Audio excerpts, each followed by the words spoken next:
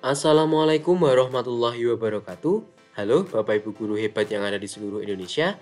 Jumpa kembali pada channel saya, Totoib Channel yang membahas informasi seputar dunia pendidikan.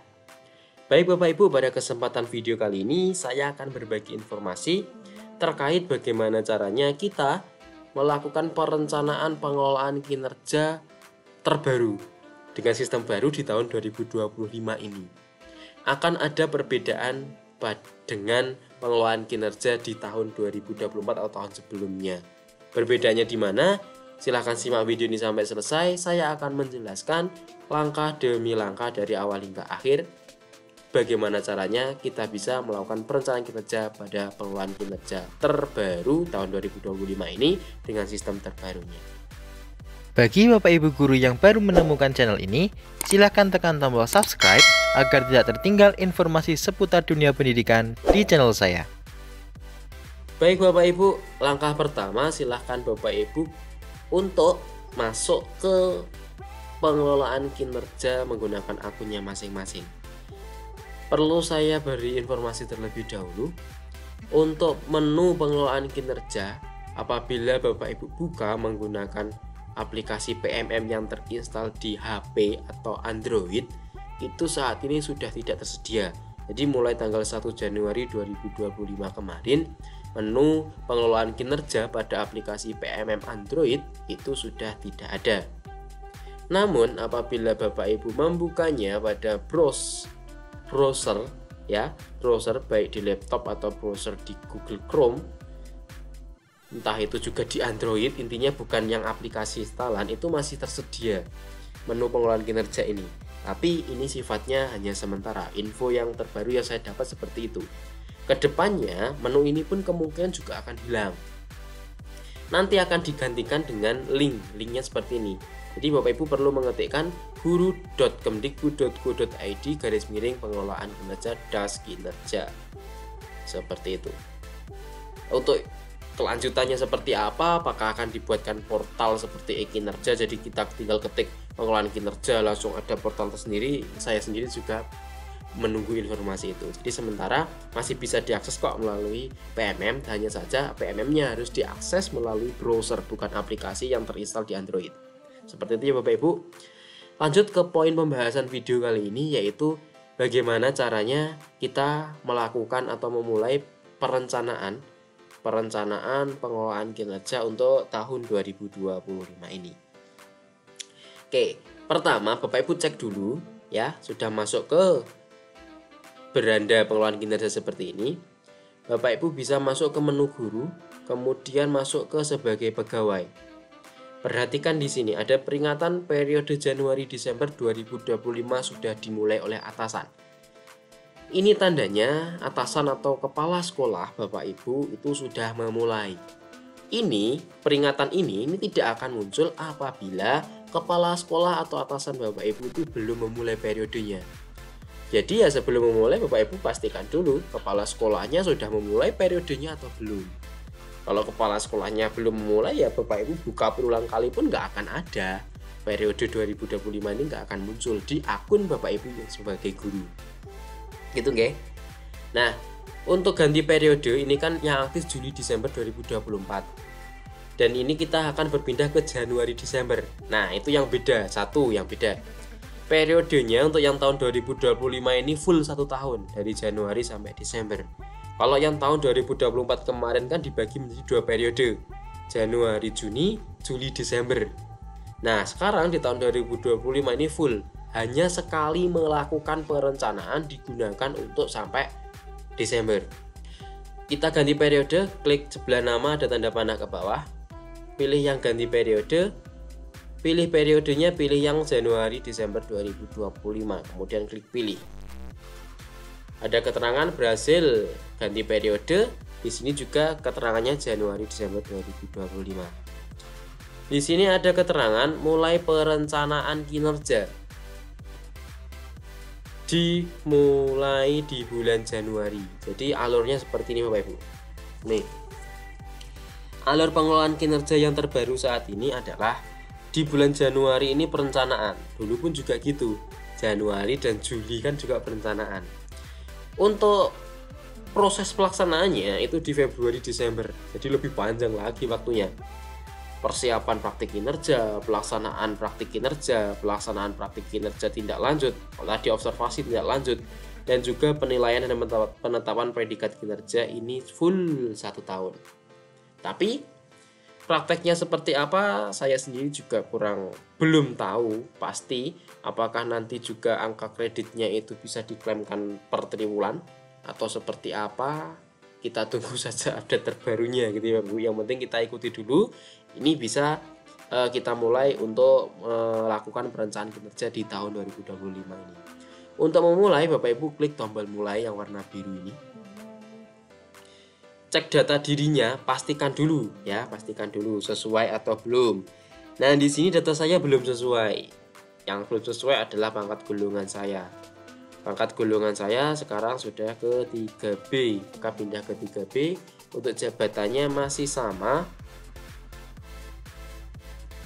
Ya, masih sama ahli pertama. Kemudian klik simpan. Jika sudah sesuai, Bapak Ibu klik data sudah sesuai. Ingat ya, ini hanya bisa diedit sekali. Jadi Bapak Ibu jangan sampai keliru di sini ya. Harus benar-benar diperhatikan. Mulai jabatannya, ini harus benar-benar dicek. Seperti itu. Kalau sudah, klik data sudah sesuai. Akan muncul lagi peringatan apakah data diri Anda sudah benar. Cek sekali lagi. Cek mulai dari NIP-nya, terus status kepegawaiannya, pangkat golongannya, jenjang jabatannya, satuan pendidikannya. Jika sudah, klik data sudah benar. Oke. Ini yang berbeda Bapak Ibu. Jadi kalau yang di tahun sebelumnya itu yang pertama adalah pemilihan indikator. Ya, indikator kinerja yang berdasarkan saran dari rapor pendidikan. Kalau yang tahun 2025 ini yang pertama adalah pelaksanaan tugas pokok atau 5M. Apa saja itu isinya? Isinya ini. Guru merencanakan pembelajaran atau pembimbingan dalam mendukung pembelajaran yang bermutu untuk semua. Yang kedua, guru membimbing dan melatih peserta didik dalam mendukung pembelajaran yang bermutu untuk semua. Yang nomor 3, guru melaksanakan pembelajaran atau bimbingan dalam mendukung pembelajaran yang bermutu untuk semua. Yang keempat, guru menilai hasil pembelajaran atau pembimbingan dalam mendukung pembelajaran yang bermutu untuk semua. Di sini juga ada tambahannya, tugas tambahannya. Sama seperti yang dulu juga ada tugas tambahan, tapi ini posisinya aja, letaknya aja yang berbeda. Nah, 5M tuh itu ya Bapak Ibu tugas pokoknya, yaitu merencanakan, membimbing, melaksanakan, menilai, dan melaksanakan tugas tambahan. Oke, ini cuma kita perlu mengisi tugas tambahan saja Bapak Ibu yang pertama ini, dan itu pun opsional apabila memang Bapak Ibu ada tugas tambahan. Kita cek dulu yuk, tugas tambahannya apa saja. Nah, nih ada keterangannya Bapak Ibu. Hanya untuk SMP, SMA, SMK. Jadi lebih memudahkan ya. Jika Bapak Ibu guru SMP, SMA, SMK, silahkan langsung fokus ke yang ada keterangannya SMP, SMA, SMK atau semua jenjang. Kalau saya kebetulan di SD, maka saya akan fokus ke yang semua jenjang. Semua jenjang itu artinya dari SD sampai SMA, SMK itu juga ikut di dalamnya. Apa ini?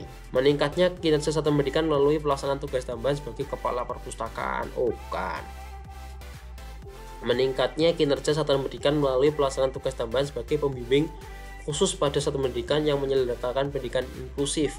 Bukan. Ini untuk SMP saya tidak masuk, SMP lagi. Ini meningkatnya kinerja satuan pendidikan melalui pelaksanaan tugas tambahan sebagai pembina ekstrakurikuler. Nah, ini betul karena memang kalau guru SD itu juga pasti jadi pembina ekstrakurikuler. Itu ya. Kalau tugas tambahannya lebih dari 1, maka Bapak Ibu bisa klik tambah. Nah, akan muncul satu lagi nih. Cari lagi, tadi baru sampai ke ekstrakurikuler ya. Yang semua jenjang. Oke. Hanya untuk SMP meningkat. Nah, ini yang terkadang guru SD itu salah pilih Bapak Ibu. Perhatikan di sini hanya untuk SMP, SMA, SMK. meskipun di sini tulisannya atau keterangannya meningkatnya kinerja satuan pendidikan melalui pelaksanaan tugas tambahan sebagai wali kelas. Iya, Bapak Ibu guru SD itu ya wali kelas otomatis kan, memegang kelas 1, 2, 3 sampai 6. Nah, tapi ini tuh maksudnya tugas tambahan untuk yang guru SMP, SMA, SMK. Kan kalau guru SMP, SMA, SMK itu pasti ada salah satu guru yang ditunjuk menjadi wali kelas tertentu. Itu meskipun mengajar di semua kelas kan gitu. Kalau guru SD kan mengajarnya memang cuma di kelas itu. Jadi untuk guru SD jangan milih karena di sini sudah ada keterangannya hanya untuk SMP, SMA, SMK. Gitu nggih. Ini yang semua jenjang. Meningkatnya kinerja satuan pendidikan melalui pelaksanaan tugas tambahan sebagai koordinator pengembang keprofesian. Oh, tidak. Apa ini? Meningkatnya kinerja satuan pendidikan melalui pelaksanaan tugas tambahan sebagai koordinator PKG. Bukan juga. Ini hanya untuk SMK, tidak. Meningkatnya kinerja satuan pendidikan melalui pelaksanaan tugas tambahan sebagai guru piket. Kalau di sekolah Bapak Ibu tidak ada guru piket ya nggak usah dipilih. Tapi terkadang ada kok SD yang ada guru piketnya. Guru piket itu biasanya tugasnya datang lebih awal, pulang lebih akhir. Seperti itu, ngecek siswa, pokoknya piket lah. Ini siswa masuk, terus siswa yang izin, itu semua tanggung jawabnya di guru piket. Ini meningkatnya kinerja satuan pendidikan melalui pelaksanaan tugas tambahan sebagai penilai kinerja guru. Tidak. Meningkatnya kinerja satuan pendidikan melalui pelaksanaan tugas tambahan sebagai pengurus organisasi asosiasi tingkat nasional. Nah, ini jika Bapak Ibu masuk ke organisasi entah itu PGRI, IGI ataupun yang lainnya, organisasi pramuka pun masuk ini. Tapi kalau tingkat nasional, yang bawah ini tingkat provinsi. Kalau yang di bawahnya lagi ini tingkat kabupaten kota. Jadi paling minim itu SK ya, SK yang diakui untuk menjadi pengurus organisasi itu adalah yang tingkat kabupaten kota. Untuk yang tingkat ranting, gugus, kecamatan, desa itu enggak masuk. Itu ya. Ini apalagi ini meningkatnya kinerja satuan melalui pelaksanaan tugas tambahan tutor tidak. Ini tim TPPK ya. Dapodik, bos saya tidak. Dapodik ya tidak. Berarti yang cuma yang TPPK ini. Nah, tugas tambahan saya cuma 2 ini. Sebenarnya banyak ya tugas tambahan kita, tapi yang masuk di sini itu cuma itu. Gitu. Oke, kalau sudah masuk ke praktik kinerja. Nah, di sini di praktik kinerja ini baru Bapak Ibu diminta untuk memilih indikator yang menjadi fokus peningkatan kinerja. Ini asalnya dari rapor pendidikan. Jika rapor pendidikan Bapak Ibu di tahun kemarin ada hal yang perlu diperbaiki, itu pasti nanti ada warna merah, warna kuning, warna hijau. Dan yang paling atas ini pasti yang warna merah. Jadi urutan paling atas ke bawah itu adalah mana yang paling recommended. Recommended itu berarti yang paling direkomendasikan. Jadi ini urutan ini berdasarkan rekomendasi hasil dari rapor pendidikan. Jika Bapak Ibu ingin membuka rapor pendidikannya, silakan Bapak Ibu klik yang rapor pendidikan Sadik Anda.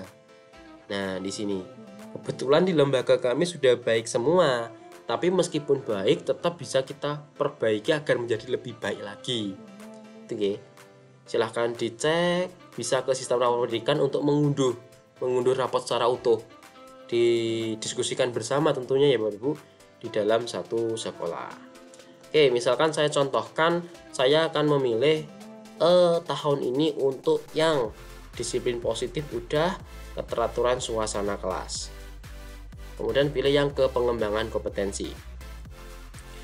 Di sini ada Bapak Ibu pada bagian pengembangan kompetensi ini diminta untuk memilih satu indikator fokus peningkatan kinerja. Jadi kalau yang di tahun kemarin Bapak Ibu kalau diingat-ingat, Bapak Ibu kan diminta untuk memenuhi 32 poin pada pengembangan kompetensi, baik itu menjadi narasumber, menjadi peserta berbagi praktik baik, menjadi penilai atau penelaah aksi nyata dan sebagainya. Itu kan Bapak Ibu minimal 32 poin. Nah, untuk yang tahun ini nggak ada poin. Bapak Ibu cuma diminta fokus 1. Itu pun untuk jangka waktu 1 tahun. Jadi ini nggak akan memberatkan. Kalau yang kemarin itu kan untuk jangka waktu 6 bulan dengan poin 32, dan saya yakin kebanyakan yang dipilih adalah menjadi peserta berbagi praktik baik, rebutan menjadi peserta berbagi praktik baik di KKG, entah itu webinar yang dilaksanakan secara online, yang dikejar hanya sertifikat, ilmunya nggak diserap, kan gitu, banyak yang kayak gitu. Oke, kalau yang sekarang cuma tinggal memilih satu indikator saja. Kita cek indikatornya apa aja. Wah, banyak ya. Oke, saya tidak akan menjelaskan secara rinci masing-masing indikator ini, akan saya jelaskan nanti di sambungan video saja ya Bapak Ibu. Jadi khusus untuk membahas indikator kompetensi pada peningkatan kinerja. Oke, yang pertama, guru melakukan kegiatan pengembangan kompetensi berdasarkan indikator asesmen, kan? Ini milihnya bebas ya Bapak Ibu, apa ya bahasanya, sesreknya hati keinginan Bapak Ibu. Bapak Ibu itu mantapnya pilih yang mana gitu. Kalau Bapak Ibu pengen hasil diskusi ya monggo, taren, bahasa Jawa kami itu taren. Jadi kita diskusi dengan yang lain, kira-kira mana nih enaknya nih, itu boleh kayak gitu, boleh. Tapi diusahakan itu memang berdasarkan keinginan Bapak Ibu, karena yang tahu diri Bapak Ibu ya Bapak Ibu sendiri. Melaksanakan kegiatan pengembangan berdasarkan indikator karakteristik, melakukan kegiatan pengembangan kompetensi berdasarkan kemantapan moral. Ini semua tentang pengembangan kompetensi, tapi indikator yang dipakai berbeda-beda. Ada yang keterlibatan dalam organisasi profesi, keterlibatan orang tua, kolaborasi untuk peningkatan pembelajaran, kurikulum dan cara penggunaannya, lingkungan pembelajaran, berpusat pada peserta didik, pembelajaran yang efektif, pengembangan dinamika refleksi, pengetahuan konten pembelajaran dan cara mengerjakannya. Oke, saya pilih salah satu yang mungkin ingin saya fokus di dalamnya, yaitu adalah berdasarkan indikator karakteristik dan cara belajar peserta didik. Karena peserta didik itu kan beragam, jadi saya ingin meningkatkan kompetensi, pengembangannya itu fokusnya indikatornya karakteristik dan cara belajar peserta didik. Nah, pilih salah satu saja, kemudian klik perilaku kerja. Di sini perilaku kerja ini sama dengan yang tahun kemarin, akan ada 7 aspek ya Bapak Ibu. 7 aspek mulai dari berorientasi pelayanan, akuntabel, kompeten, harmonis, loyal, adaptif, dan kolaboratif. Di sini Bapak Ibu diminta untuk memilih indikator perilakunya. Misalkan yang di berorientasi pelayanan ini ada indikatornya 3 ini, pilih salah satu, mana yang paling Bapak Ibu fokuskan di tahun ini untuk mencapai orientasi pelayanan tadi. Misalkan apa nih, bersikap ramah kepada peserta didik, orang tua. Nah, misalkan ini. Terus bagaimana cara menerapkan perilakunya? Menerapkannya gimana? Yang kaitannya dengan bersifat ramah. Sifat ramah berarti mengucapkan salam sapa, misalkan seperti itu, ya. Atau melayani dengan standar yang sama pada semua pihak, boleh, bebas Bapak Ibu, silakan. Yang penting diusahakan yang sinkron ya Bapak Ibu, karena ini bersifat ramah. Ya jangan menuntaskan semua pekerjaan gitu kan, nggak ada, maksudnya nggak ada tarikan garis merahnya, benang merahnya ke kata ramah gitu loh. Oke, untuk yang akuntabel, melaksanakan tugas dengan jujur, efektif dan efisien. Oke, kita pilih yang itu. Caranya gimana? Melaksanakan proses dengan sesuai dengan ketentuan. Oke, ini yang kompeten. Silakan Bapak Ibu nanti ekspos sendiri untuk yang ini ya. Ini sama dengan yang tahun kemarin. Ini masih sama dengan tahun kemarin. Membantu saling belajar. Gimana cara memberikan kesempatan online untuk teman-teman? Ya, yang harmonis, menghargai ini,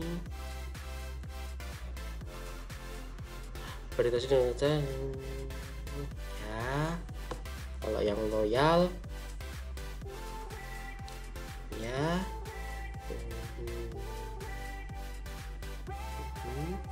yang adaptif, menyesuaikan diri secara cepat menghadapi dinamika pembelajaran di kelas, terus berinovasi dan mengembangkan kreativitas pemasukan data pendidikan, ya ini. Terus caranya adalah membuat inovasi, mengeluarkan teknologi, ya ini. kolaboratif, memberikan kesempatan kepada orang bekerja sama. Ya, ini bagaimana caranya, yaitu bersinergi dengan peserta didik. Oke, itu. Kalau Bapak Ibu sudah yakin dengan pilihannya, bisa simpan draft atau kerangkuman. Saya akan kerangkuman. Di sini akan dirangkum apa-apa saja yang Bapak Ibu sudah pilih tadi di awal. Pertama, untuk pelaksanaan tugas pokok 5M. Nah, ini nanti kaitannya dengan penilaian kepala sekolah itu Bapak Ibu saat ini tuh nggak perlu upload dokumen apa-apa ya Bapak Ibu. Jadi nggak perlu upload laporan ekstrakurikuler kalau yang menjadi pembina ekstrakurikuler, atau upload sertifikat, itu nggak perlu di sini. Jadi di tahun ini Bapak Ibu nggak perlu, tapi Bapak Ibu harus ada, karena nanti Bapak Ibu kepala sekolah itu tugasnya menilainya dengan memberikan checklist, sudah ada atau belum, jadi seperti itu. Kayak PKG, kalau Bapak Ibu PKG manual itu loh yang ada checklistnya, apakah ada RPP atau modul ajar, apakah ada Prota Promes, apakah ada KKTP dan sebagainya. Sama seperti itu. Jadi meskipun nggak diupload ya harus ada, karena itu akan menjadi dasar penilaian dari Bapak Ibu kepala sekolah.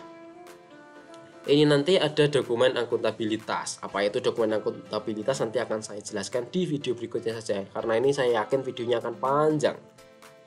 Oke, kita cek rangkumannya. Nah, ada pengembangan kompetensi, perilaku kerja, dan sebagainya. Kalau sudah, Bapak Ibu klik lanjutkan ajuan, atau apabila ingin diubah klik ubah. Kalau yakin ya klik lanjutkan ajuan. Nah, di sini ada peringatan nih.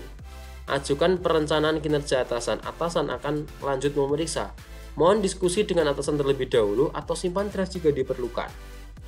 Nah, Bapak Ibu bisa simpan draft atau diskusikan dengan kepala sekolahnya, baru bisa klik ajukan.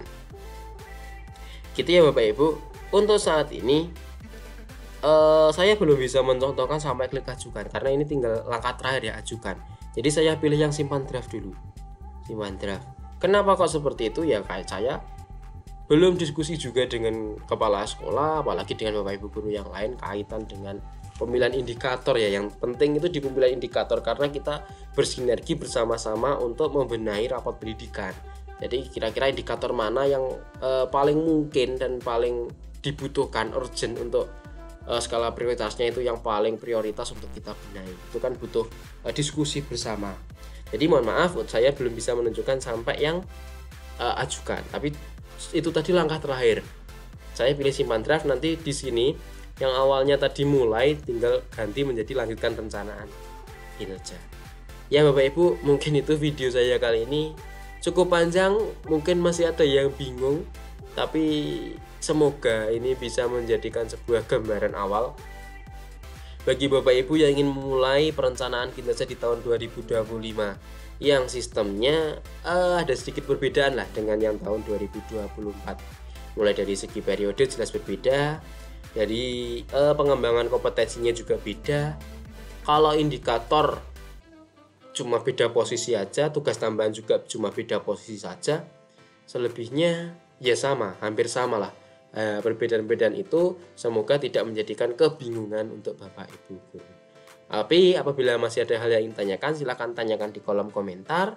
Saya dengan senang hati untuk menjawab, dan kita berdiskusi bersama, belajar bersama untuk memajukan pendidikan Indonesia.